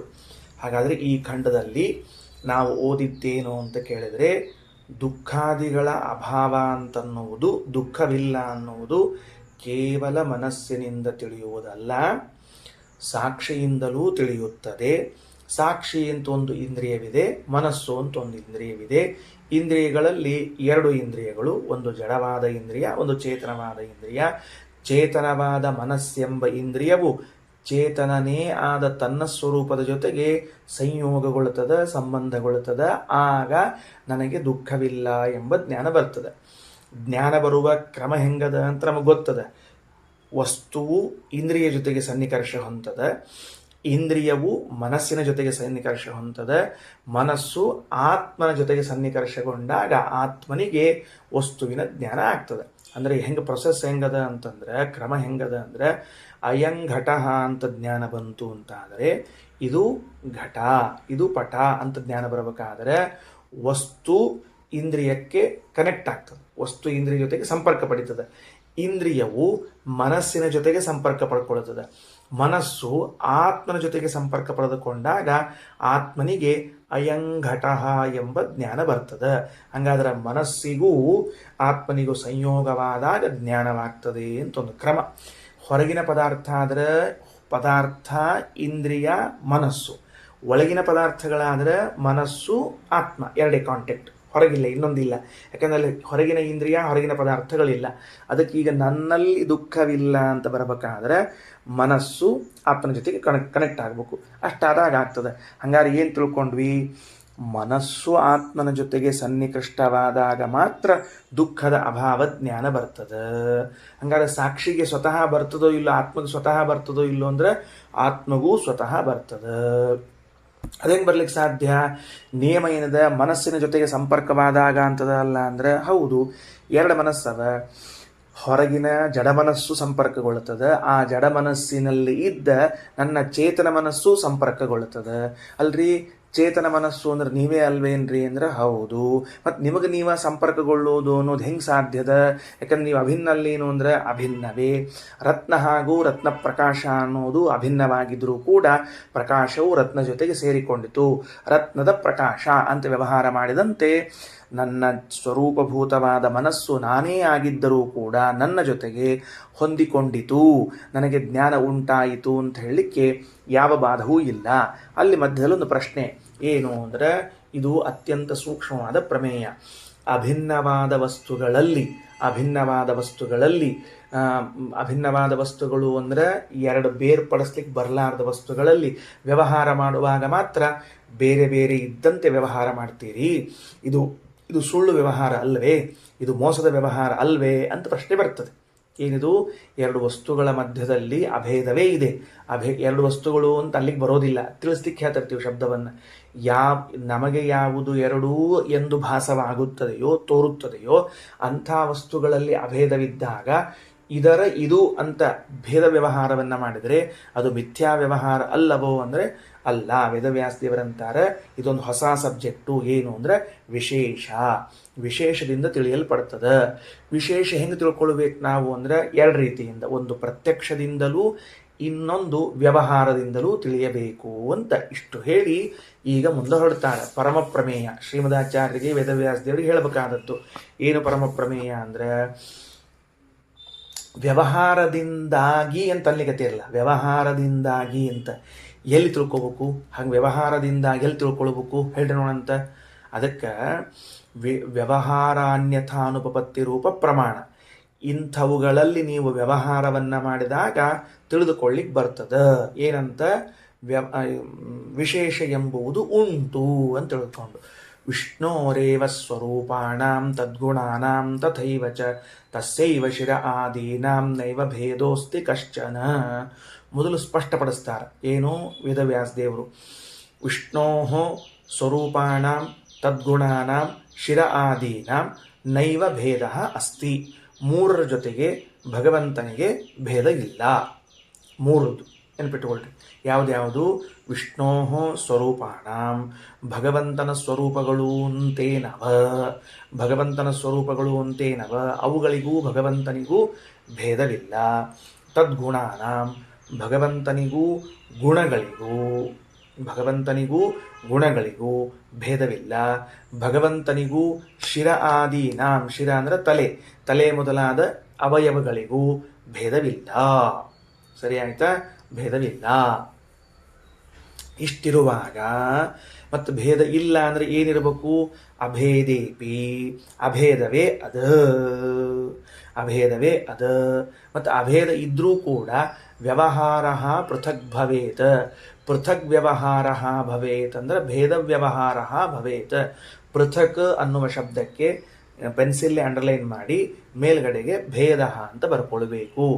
ಅಂದರೆ ಪರಮಾತ್ಮನಿಗೂ ಅವನ ಅಂಗಾಂಗಗಳಿಗೂ ಪರಮಾತ್ಮನಿಗೂ ಅವನ ಗುಣಗಳಿಗೂ ಅಭೇದವೇ ಇದ್ದರೂ ವಿಶೇಷದ ಬಲದಿಂದ ಭೇದ ವ್ಯವಹಾರವನ್ನು ಮಾಡಲು ಬರುತ್ತದೆ.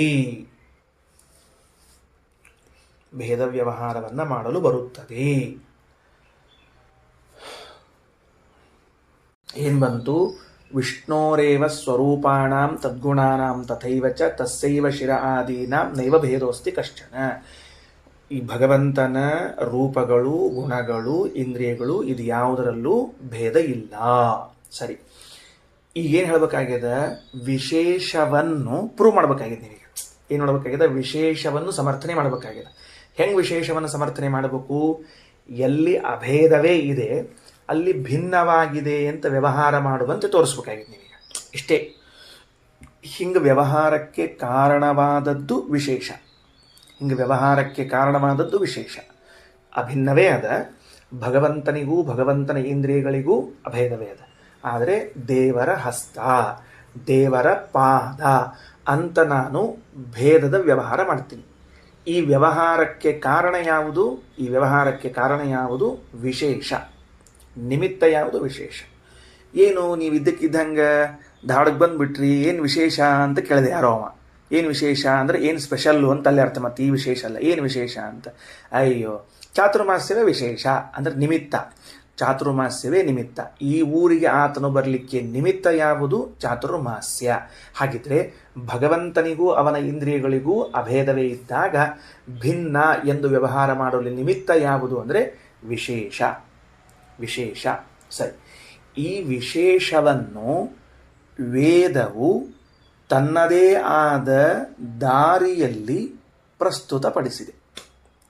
ಪ್ರೂವ್ ಮಾಡ್ತದೆ ನೋಡ್ಕೊಳ್ರಿ. ತನ್ನದೇ ಆದ ಒಂದು ವೇ ಅದ. ಅದಕ್ಕೆ ಹೆಂಗೆ? ಮೊದಲು ಏನು ಮಾಡಿಬಿಡ್ತು, ನೇಹ ನಾನಾಸ್ತಿ ಕಿಂಚನ ಅಂತ ಹೇಳಿತು. ನೇಹ ನಾನಾಸ್ತಿ ಕಿಂಚನ ಅಂದರೆ ಭಗವಂತನ ವಿಷಯದಲ್ಲಿ ನೀವೇನಾದರೂ ಭೇದವನ್ನು ತಿಳಿದುಕೊಂಡ್ರಿ ಅಂದರೆ ಇಲ್ಲ, ಸರ್ವಾತ್ಮನ ಇಲ್ಲ. ನೇಹ ನಾನಾಸ್ತಿ ಕಿಂಚನ, ಯಾವುದರಲ್ಲೂ ಅವತಾರದಲ್ಲಿ, ಗುಣದಲ್ಲಿ, ರೂಪದಲ್ಲಿ, ಗಂಧದಲ್ಲಿ ಎಲ್ಲೂ ಭೇದ ತಿಳ್ಕೊಳ್ತಕ್ಕದ್ದಲ್ಲ. ತಿಳಿದುಕೊಂಡರೆ ಮೃತ್ಯೋಸ್ಸ ಮೃತ್ಯುಮಾಪ್ನೋತಿ ಯೈಹ ನಾನೇವ ಪಶ್ಯತಿ ಅಂತ ಒಂದು ನಿಷೇಧ ಹೇಳಿ ಫಲ ಹೇಳಿಬಿಡ್ತು. ಏನು ಫಲ ಹೇಳಿತು? ಹಾಗೆ ತಿಳಿದುಕೊಂಡವನು ಅಂಧಂತಮಸ್ಸಿಗೆ ಹೋಗುತ್ತಾನೆ. ಯಾವ ವ್ಯಕ್ತಿ ಭಗವಂತನ ಗುಣಗಳಿಗೂ ಭಗವಂತನಿಗೂ ಭೇದವನ್ನು ತಿಳಿದುಕೊಳ್ಳುತ್ತಾನೋ ಅವನು ಅಂಧಂತಮಸ್ಸಿಗೆ ಹೋಗುತ್ತಾನೆ ಅಂತ ಹೇಳಿದ್ದರಿಂದ, ತಮಸ್ಸಿಗೆ ಹೋಗುತ್ತಾನೆ ಅಂತ ಹೇಳಿದ್ದರಿಂದ ತಿಳ್ಕೊಳ್ಬೇಕೋ ಬೇಡವೋ? ತಿಳ್ಕೊಳ್ಬಾರ್ದು ಅಂತ ಆಯ್ತು. ಸ್ಪಷ್ಟ ಆಯ್ತಾ? ಹಾಗೆ ಅಂಧಂತಮಸ್ಸಿಗೆ ಹೋಗುತ್ತಾನೆ ಅಂದಮೇಲೆ ಅದು ನಿಷೇಧ ಮಾಡಲಾಯಿತು. ಹೇಗೆ ನಿಷೇಧ ಮಾಡಲಾಯಿತು? ಸುರಾಪಾನವನ್ನು ಮಾಡಬಾರದು, ಮಾಡಿದವನು ನರಕಕ್ಕೆ ಹೋಗುತ್ತಾನೆ ಅಂತ ಹೇಳಿದ್ರೋ ಇಲ್ಲೋ. ಪಲಾಂಡು ಭಕ್ಷಣ ನಿಷಿದ್ಧವಾದ ಪದಾರ್ಥಗಳನ್ನು ತಿಂದದ್ದರಿಂದಾಗಿ ನರಕಾದ್ಯನರ್ಥಗಳಾಗುತ್ತದೆ ಅಂತಂದಾಗ ನಾವೇನು ಮಾಡ್ತೀವಿ? ನಿಷಿದ್ಧ ಪದಾರ್ಥಗಳನ್ನು ತಿನ್ನೋದನ್ನು ಬಿಡುತ್ತೇವೆ.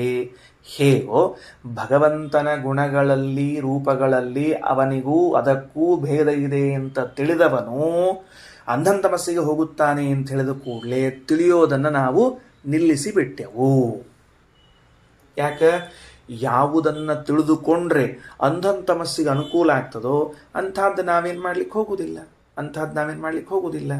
ಅಂಧಂತಮಸ್ಸು ಅಂದ್ರೆ ಏನಪ್ಪ? ಅದು ಒಳ್ಳೆ ಏನು ಮುಂದೆ ದುಃಖಮಯವಾದ ಸ್ಥಿತಿ ಅದು. ಅಂದಮೇಲೆ ಮೊದಲು ಅಂಧಂತಮಸ್ಸಿನ ಪರಿಚಯವನ್ನು ಮಾಡಿಸ್ತದೆ. ಸತ್ತ ಮೇಲೆ ಈ ವ್ಯಕ್ತಿ ಅಂಧಂತಮಸ್ಸಿಗೆ ಹೋಗ್ತಾನವ. ಯಾರವ ಅಂತ ಕೇಳಿದರೆ, ಯಾರು ಭಗವಂತನ ಗುಣಗಳಿಗೂ ಭಗವಂತನಿಗೂ ಎಕ್ಸೆಟ್ರಾ ಭೇದವನ್ನು ತಿಳಿತಾನೋ, ತಿಳಿಯಕೂಡದು ನಿಷೇಧ ಮಾಡಿಬಿಡ್ತು. ಫಸ್ಟ್ ಕ್ಲಾಸಾಗಿ ನಿಷೇಧ ಮಾಡಿಬಿಡ್ತು. ಬರೀ ಇಷ್ಟ ಹೇಳಿಲ್ಲ, ತಿಳ್ಕೊಬ್ಯಾಡ್ರಿ ಅಂತ ಇಷ್ಟ ಹೇಳಿಲ್ಲ, ತಿಳ್ಕೊಂಡ್ರೆ ಅಂಧಂತಮಸ್ಸಿಗೆ ಹೋಗ್ತೀರಿ ನೋಡ್ರಿ ಅಂತ ಹೆದರಿಸಿಯೂ ಬಿಡ್ತು. ಸಂತೋಷ, ನಮಗೆ ಬಹಳ ಸಂತೋಷ. ಅದು ಮುಂದೆ ವೇದ ಒಂದು ಕಡೆ ಏನು ಮಾಡಿತ್ತು ಅಂದರೆ, ಆನಂದಂ ಬ್ರಹ್ಮಣೋ ವಿದ್ವಾನ್ ಪರಮಾತ್ಮನ ಆನಂದವನ್ನು ತಿಳಿದವನು ಅಂತ ಹೇಳಿ ಪರಮಾತ್ಮನಿಗೂ ಆನಂದಕ್ಕೂ ಭೇದವು ಇದ್ದಂತೆ ವ್ಯವಹಾರ ಮಾಡಿ ತೋರಿಸ್ತು. ಯಾಕೆ? ಪರಮಾತ್ಮನ ಆನಂದ ಅಂದಾಗ ಷಷ್ಠಿ ವಿಭಕ್ತಿ ಏನು ಹೇಳ್ತದೆ? ಸಂಬಂಧವನ್ನು ಹೇಳ್ತದೆ. ಷಷ್ಠಿ ವಿಭಕ್ತಿ ಏನು ಹೇಳ್ತದೆ? ಸಂಬಂಧವನ್ನು ಹೇಳ್ತದೆ. ನನ್ನ ಮಗ, ನನ್ನ ಮನೆ ಅಂದಾಗ ನನಗೂ ಮನೆಗೂ ಸಂಬಂಧ ಉಂಟು. ಸಂಬಂಧ ಯಾವಾಗ ಹೇಳಬೇಕು? ಎರಡು ವಸ್ತುಗಳ ಮಧ್ಯದಲ್ಲಿ ಸಂಬಂಧ ಹೇಳಬೇಕು. ಒಂದೇ ವಸ್ತುವಿಗೆ ಸಂಬಂಧ ಹೇಳ್ಕೊಳ್ಳಿಕ್ಕೆ ಬರುವುದಿಲ್ಲ. ನಾನು ಇವನಿಗೆ ಅಪ್ಪನೆನಿಸಿದ್ದೇನೆ ಅಂತ ನನಗೂ ಅವನಿಗೂ ಸಂಬಂಧ ಇಟ್ಕೊಂಡು ಹೇಳಬೇಕು. ನಾನೇ ಅಪ್ಪ, ನಾನೇ ಮಗ, ಹಿಂಗೆ ಯಾರೂ ಬುದ್ಧಿವಂತರಾದವರು ಹೇಳಬಾರದು. ನಾನೇ ಗಂಡ, ನಾನೇ ಗುರು. ಇವರು ನನ್ನ ಗುರುಗಳು, ಇವರು ನನ್ನ ತಂದೆ, ಇವನು ನನ್ನ ಮಗ, ಇವಳು ನನ್ನ ಹೆಂಡತಿ. ಅಂದರೆ ಎರಡು ವಸ್ತುಗಳಲ್ಲಿದ್ದಾಗ ಸಂಬಂಧವನ್ನು ಹೇಳ್ತದೆ. ಷಷ್ಠಿ ವಿಭಕ್ತಿಯು ಸಂಬಂಧವನ್ನು ಹೇಳ್ತದೆ. ಹಾಗಾದರೆ ಪರಮಾತ್ಮನ ಆನಂದ ಅಂತ ಹೇಳುವಾಗ ಆನಂದವೂ ಪರಮಾತ್ಮನಿಗೂ ಸಂಬಂಧ ಹೇಳಬೇಕು. ಸಂಬಂಧ ಹೇಳ್ಬೇಕಾದ್ರೆ ಎರಡು ಹೇಳ್ಬೇಕಾದ್ರೆ ಭೇದ ಇರಬೇಕು. ಅಂದಮೇಲೆ ಭಗವಂತನ ಆನಂದ ನನ್ನ ಮನೆ ಅಂತನ್ನುವಲ್ಲಿ ಹೆಂಗೆ ಭೇದ ಇದ್ದು ಸಂಬಂಧವನ್ನು ತೋರಿಸ್ತದೋ ಹಂಗೆ ಪರಮಾತ್ಮನ ಆನಂದ ಅಂತನ್ನುವಲ್ಲೂ ತೋರಿಸ್ಬೇಕಲ್ಲ. ಅಂದ್ರೆ ನೋಡ್ರಿ, ವೇದ ಎಷ್ಟು ಜಾಣದ ಅಂದ್ರೆ, ಆನಂದಂ ಬ್ರಹ್ಮಣ ಅಂತ ಪರಮಾತ್ಮನ ಆನಂದ ಅಂತ ಭೇದದ ವ್ಯವಹಾರ ಮಾಡಿಬಿಟ್ಟು ತಿಳ್ಕೊಂಡ್ರಿ ಅಂದ್ರೆ ಅಂಧಂತಮಸ್ಸಿಗೆ ಹೋಗ್ತೀರಿ ಅಂತ ಹೇಳಿಕತ್ತದ. ದೇವರ ಆನಂದ ರೀ, ದೇವರ ಕಾಲು, ದೇವರ ಕೈ, ದೇವರ ತಲೆ ಅಂಥೇಳಿ ದೇವರಿಗೂ ತಲೆಗೂ ದೇವರಿಗೂ ಗುಣಕ್ಕೂ ಭೇದ ವ್ಯವಹಾರ ಮಾಡಿಬಿಟ್ಟು ಶಬ್ದದಿಂದ ಭೇದವನ್ನು ಹೇಳ್ತಾ ಬಾಜುಕ ಬೆಲ್ಲಕ್ಕಂತದ. ಭೇದ ತಿಳ್ಕೊಂಡೆ ಅಂದ್ರೆ ನೋಡ ಮತ್ತ ಅಂಧಂತಮಸ್ಸಿಗೆ ಹೋಗ್ತಿ. ಅಲ್ಲೋ ಮಹಾರಾಯ, ನೀನ ಪ್ರಯೋಗ ಮಾಡ್ಲಿಕ್ಕತಿ ಹಂಗ ಏನಂತ? ದೇವರ ಪಾದ, ದೇವರ ಆನಂದ ಪ್ರಯೋಗ ನೀ ಮಾಡಿ ಮುಂದಂತ ತಿಳ್ಕೊಂಡೆ ಅಂದ್ರೆ ನೋಡ ಮತ್ತ ಅಂತ. ನಾ ಏನು ತಿಳ್ಕೊಳ್ಳಪ್ಪ? ಜಾಣ, ವಿಶೇಷವನ್ನು ತಿಳ್ಕೊ. ನೋಡ್ರಿ, ಅದು ವಿಶೇಷವನ್ನು ಹೇಳೋ ಕ್ರಮ ಹೆಂಗಿಟ್ಕೊಂಡದ ವೇದ ಅಂದ್ರೆ, ಎಲ್ಲಿ ಭೇದ ಇಲ್ಲ ಅಲ್ಲಿ ಭೇದ ಇದೆ ಅಂತ ವ್ಯವಹಾರ ಮಾಡಿ ತಿಳ್ಕೊಂಡ್ರೆ ಅಂಧನ್ ತಮಸ್ಸಿಗೆ ಹೋಗ್ತೀರಿ ಅಂತ ತಿಳ್ಕೊಂಡು ಎಚ್ಚರವನ್ನು ಕೊಟ್ಟಾಗ ಓಹೋ ಹಂಗಾರ ಆ ವಸ್ತುವಿನಲ್ಲಿ ಒಂದು ಇಂಥ ಶಕ್ತಿ ಅದಲ್ಲ, ಎಂಥ ಶಕ್ತಿ ಇದೆ ಅಂದ್ರೆ ತನ್ನಿಂದ ಎಲ್ಲವೂ ಅಭಿನ್ನವಾಗಿದ್ದರೂ ಭಿನ್ನವಾಗಿ ವ್ಯವಹಾರ ಮಾಡುವಂತೆ ಲೋಕದಲ್ಲಿ ತನ್ನನ್ನು ತಾನು ತೋರಿಸಿಕೊಳ್ತದ. ಸೊ ಇದನ್ನೇ ನಾವೇನು ಕರಿತೀವಿ ಅಂದರೆ ವಿಶೇಷವೆಂಬುದಾಗಿ ಕರೆಯುತ್ತೇವೆ. ವಿಷ್ಣೋರೇವ ಸ್ವರೂಪಾಣಾಂ ತದ್ಗುಣಾನಾಂ ತಥೈವ ಚ ತಸ್ಯೈವ ಶಿರ ಆದೀನಾಂ ನೈವ ಭೇದೋಸ್ತಿ ಕಶ್ಚನ ಅಭೇದೇಪಿ ವಿಶೇಷೇಣ ವ್ಯವಹಾರ ಪೃಥಕ್ ಭವೇತ್. ಈ 3 ಸಾಲುಗಳನ್ನು ಹಿಂದಿನ 4-6 ಸಾಲುಗಳನ್ನು ಅಧ್ಯಯನ ಮಾಡಿದ್ದೇವೆ. ಏನು ತಿಳ್ಕೊಳ್ಳೋದಾಯ್ತು ನಾವೀಗ ಅಂತ ಹೇಳಿದ್ರೆ, ವಿಶೇಷ ಎಂಬುವಂತಹದ್ದನ್ನು ಅವಶ್ಯವಾಗಿ ಪ್ರತಿಯೊಬ್ಬರೂ ಒಪ್ಪಲೇಬೇಕು. ಯಾವ ಯಾವ ದಾರ್ಶನಿಕರಿದ್ದಾರೋ ಎಲ್ಲ ದಾರ್ಶನಿಕರು ವಿಶೇಷ ಎಂಬ ಒಂದು ವಸ್ತುವನ್ನು ಅವಶ್ಯ ಒಪ್ಪಬೇಕು. ನಮಗೆ ವಿಶೇಷವನ್ನು ವೇದ ಹೆಂಗೆ ತಿಳಿಸಿಕೊಡ್ತು ಎಂಬುದನ್ನು ಅಭ್ಯಾಸ ಮಾಡಿಕೊಂಡು ನಾವೀಗ ಮೊದಲಿಗೆ ಭೇದವನ್ನು ತಿಳಿಯತಕ್ಕದ್ದಲ್ಲ ಅಂತ ಹೇಳಿ ನಿಷೇಧವನ್ನು ಮಾಡಿ, ಆಮೇಲೆ ವೇದವೇ ಭೇದ ಇರುವಂತೆ ವ್ಯವಹಾರ ಮಾಡಿದಾಗ ಅದಕ್ಕೆ ಹಿಂದಿನ ವಾಕ್ಯದಲ್ಲಿ ಇವರು ವೇದವ್ಯಾಸದೇವರು ಹೇಳಿದ್ದು ವ್ಯವಹಾರದಿಂದ ವಿಶೇಷವನ್ನು ತಿಳಿಯಬೇಕು. ವ್ಯವಹಾರದಿಂದ ವಿಶೇಷವನ್ನು ತಿಳಿಯಬೇಕು. ಹೆಂಗೆ ವ್ಯವಹಾರದಿಂದ? ಒಂದು ಕಡೆಗೆ ಭೇದ ತಿಳಿಯಬಾರದು ಅಂತ ಹೇಳ್ತಾ ಇನ್ನೊಂದು ಕಡೆಗೆ ಭೇದವನ್ನು ತಿಳಿಸ್ತಾ ಇದ್ರೆ, ಹಂಗಿದ್ರೆ ಇದು ವಿಶೇಷದ ನಿಮಿತ್ತದಿಂದಾಗಿ ಬಂದ ಭೇದ. ಇದು ಎದಕ್ಕೆ ಬಂತಿದು? ವೇದದ ಬಾಯಲ್ಲಿ ಯಾಕೆ ಬಂತು ಅಂದರೆ ವಿಶೇಷದ ನಿಮಿತ್ತದಿಂದಾಗಿ ಬಂದ ಭೇದ. ಆ ವಿಶೇಷ ಅಂದರೆ ಏನು ಅಂತ ಕೇಳಿದ್ರೆ, ವಸ್ತುವಿನಲ್ಲಿರುವಂತಹ ಒಂದು ಸಾಮರ್ಥ್ಯ, ವಸ್ತುವಿನಲ್ಲಿರುವ ಒಂದು ಶಕ್ತಿ, ಬೇರೆ ಏನೂ ಅಲ್ಲ. ವಿಶೇಷ ಅಂತನ್ನೋದಕ್ಕೆ ಸೀಂಗ್ ಅಂತ ಅರ್ಥ ಅಲ್ಲ. ವಿಶೇಷ ಅನ್ನೋದು ವಸ್ತುವಿನ ಶಕ್ತಿ. ನೋಡ್ರಿ, ಈಗ ದೇವರ ಬಗ್ಗೆ ಒಂದು ಹೊಸ ಚಿಂತನೆ ಬಂತು ನಮಗೀಗ. ಹಿಂದೆ ಹೇಳಿದ್ದೆ, ಮತ್ತೊಮ್ಮೆ ಹೇಳ್ತೀನಿ. ಏನು ಅಂದರೆ, ಎಲ್ಲವನ್ನ ತಾನಾಗಿ ಮಾಡಿಕೊಂಡವನು ಇನ್ ದ ಸೆನ್ಸ್ ತಾನೇ ತಾನಾಗಿ ಇದ್ದವನು ದೇವರು. ಎಲ್ಲ ತಾನೇ ಆಗಿಬಿಟ್ಟಾನೆ. ಕಣ್ಣು ತಾನೇ, ಕಿವಿ ತಾನೇ, ಮೂಗು ತಾನೇ, ಕೂದಲು ತಾನೇ, ಇಂದ್ರಿಯಗಳು, ಗುಣಗಳು, ಕ್ರಿಯಾ ಎಲ್ಲವೂ ತಾನೇ ಆಗಿದ್ದಾನೆ. ತಾನೇ ತಾನಾಗಿರುವಂತಹ ವ್ಯಕ್ತಿ ನಮ್ಮ ಮುಂದೆ ಬಿಚ್ಚಿಕೊಳ್ಳುವಾಗ ತಾನು ತಾನಾಗಿರದೆ ತಾನು ತನ್ನಿಂದ ಭಿನ್ನನೆಂಬುದಾಗಿ ಬಿಚ್ಚಿಕೊಳ್ತಾನೆ, ತೋರಿಸಿಕೊಳ್ತಾನೆ. ಎಷ್ಟು ಸಮಸ್ಯೆ ಅದ ಇದು. ದೇವರು ನಮ್ಮ ಬಳಿ ಬರುವಾಗ ಹಾಗೆ ಇಡೀ ಮಣ್ಣಿನ ಮುದ್ದೆಯಂತೆ ಬಂದು ಬಿಟ್ಟರೆ ನಮಗೇನೂ ತಲೆಗೆ ಬರೋದಿಲ್ಲ. ಮಣ್ಣಿನ ಮುದ್ದೆ ಅಷ್ಟೇ. ಆದರೆ ಆ ಮಣ್ಣಿನ ಮುದ್ದೆ ಆಕಾರವನ್ನು ಪಡೆದುಕೊಂಡು ಬರಬೇಕು. ನೋಡ್ರಿ, ಅಂದರೆ ದೇವರು ತಾನು ಎಲ್ಲದರಿಂದಲೂ ಅಭಿನ್ನನಾಗಿ ಇದ್ದರೂ ಕೂಡ ನಮಗೆ ತನ್ನನ್ನು ಪರಿಚಯ ಮಾಡಿಸಿಕೊಳ್ಳುವಾಗ ಭಿನ್ನನಾಗಿ, ಹೋಳಾಗಿ, ಬೇರೆ ಬೇರೆಯಾಗಿ ಪರಿಚಯ ಮಾಡಿಸಿಕೊಳ್ತಾನೆ. ಅದು ಆ ಭಗವಂತನಲ್ಲಿ ಇದ್ದ ಒಂದು ಸಾಮರ್ಥ್ಯ. ಅದನ್ನೇ ವಿಶೇಷವೆಂಬ ಶಬ್ದದಿಂದ ಕರಿತಾ ಇದ್ದೇವೆ. ಹಿಂಗೆ ಕೈ ಪ್ರತ್ಯೇಕ ಇಲ್ಲ, ಆದರೆ ಹಿಂಗೆ ಚಕ್ರವನ್ನು ಹಿಡಿದುಕೊಂಡು ಇದು ನನ್ನ ರೈಟ್ ಹ್ಯಾಂಡ್, ಇದು ಶಂಖ ಹಿಡ್ಕೊಂಡು ಇದು ಲೆಫ್ಟ್ ಹ್ಯಾಂಡ್ ಅಂತ ತೋರಿಸಿಕೊಳ್ಳಬೇಕಾಗಿದೆ ಭಗವಂತನಿಗೆ. ಹೀಗೆ ತೋರಿಸಿಕೊಳ್ಳುವಿಕೆ ಅಂತನ್ನೋದೇನು ದೇವರಲ್ಲಿ ಇದೆಯಲ್ಲ, ಇದು ತನ್ನಲ್ಲಿರುವ ಒಂದು ಶಕ್ತಿ. ಅದನ್ನು ನಾವೆಲ್ಲ ವ್ಯವಹಾರ ಮಾಡೋದು ವಿಶೇಷ. ದೇವರು ಕಣ್ಣು ಹೀಗೆ ನೋಡಿದ ಅಂತ ಹೇಳಿದಾಗ ಅವನಿಗೂ ಅವನ ಕಣ್ಣಿಗೂ ಭೇದ ಇಲ್ಲ. ಆದರೆ ಆ ಕಣ್ಣಿನಿಂದ ಭಕ್ತನನ್ನು ನೋಡಿದ ಅಂತ ಹೇಳುವಾಗ ತನ್ನಲ್ಲಿದ್ದ ವಿಶೇಷವನ್ನು ಯುಟಿಲೈಸ್ ಮಾಡ್ತಾನೆ, ಪರಮಾತ್ಮ ಉಪಯೋಗಿಸಿಕೊಳ್ಳುತ್ತಾನೆ. ಸೊ ಈ ವಿಶೇಷದ ಬಲ ತುಂಬ ಮಹತ್ವದ್ದಾಗಿದೆ ಅಂತ ವೇದವ್ಯಾಸ ದೇವರು ಬ್ರಹ್ಮತರ್ಕದಲ್ಲಿ ತಿಳಿಸಿಕೊಟ್ಟಿದ್ದಾರೆ. ಇದರ ಮೇಲೊಂದು ಆಕ್ಷೇಪ, ಮಧ್ಯಾಹ್ನದಲ್ಲಿ ಚರ್ಚೆ ಏನು ಅಂತ ಕೇಳಿದರೆ, ಹೌದು ಆಚಾರ್ಯ, ಹೇಗೆ ಭಗವಂತನಿಗೂ ಭಗವಂತನ ಅಂಗಗಳಿಗೂ ಅಭೇದವೇ ಇದ್ದು ವಿಶೇಷ ಬಲದಿಂದ ಭೇದ ವ್ಯವಹಾರ ಮಾಡ್ತಿದ್ದಾರೋ, ಹಾಗೆ ಅದ್ವೈತ ದರ್ಶನದಲ್ಲಿ ಹೇಳಿದಂತೆ ಜೀವಬ್ರಹ್ಮರಿಬ್ಬರೂ ಅಭಿನ್ನರೇ ಆಗಿದ್ದು ವಿಶೇಷ ಬಲದಿಂದ ಯಾಕೆ ಭೇದ ವ್ಯವಹಾರ ಮಾಡಬಾರದು? ಅಲ್ಲೂ ಮಾಡ್ಲಿಕ್ಕೆ ಬರ್ತದೆ. ನೀವು ವಿಶೇಷ ಬಲದಿಂದಲೇ ಇಷ್ಟೆಲ್ಲ ಹ್ಯಾಂಡ್ ಮಾಡಿ ನಮಗೆಲ್ಲ ನೀವು ಮಂಡಲ್ ಮಾಡ್ಲಿಕ್ಕತ್ತೀರಿ ಅಂತ ಅನ್ನೋದಾದ್ರೆ ಬಂಡಲ್ ಹೇಳಿ, ಹಾಗಿದ್ರೆ ಲಕ್ಷ್ಮೀದೇವಿ ಪರಮಾತ್ಮ, ಬ್ರಹ್ಮದೇವರು ಪರಮಾತ್ಮ ಎಲ್ಲರೂ ಅಭಿನ್ನರೇ ಆಗಿಬಿಟ್ಟಾರ ಅಲ್ರಿ. ಮತ್ತು ದೇವರು ಬ್ರಹ್ಮ ಹಿಂಗೆಲ್ಲ ವಿಶೇಷ ಬಲದಿಂದ ಭೇದ ವ್ಯವಹಾರ ಮಾಡಿಬಿಡ್ರಿ ಅಂತಂತೀವಿ. ಅಂದರೆ ಬಾ, ಎಲ್ಲಿ ಹೇಳಬೇಕು ಎಲ್ಲಿ ಹೇಳಬಾರ್ದು ವಿಶೇಷ ಎಂಬೋ ನಿಯಮವನ್ನು ತೋರಿಸಿಕೊಡ್ತೇವೆ ಅಂತ ಹೊರಡ್ತಾರೆ. ಶ್ರೀಕೃಷ್ಣಾರ್ಪಣಮಸ್ತು.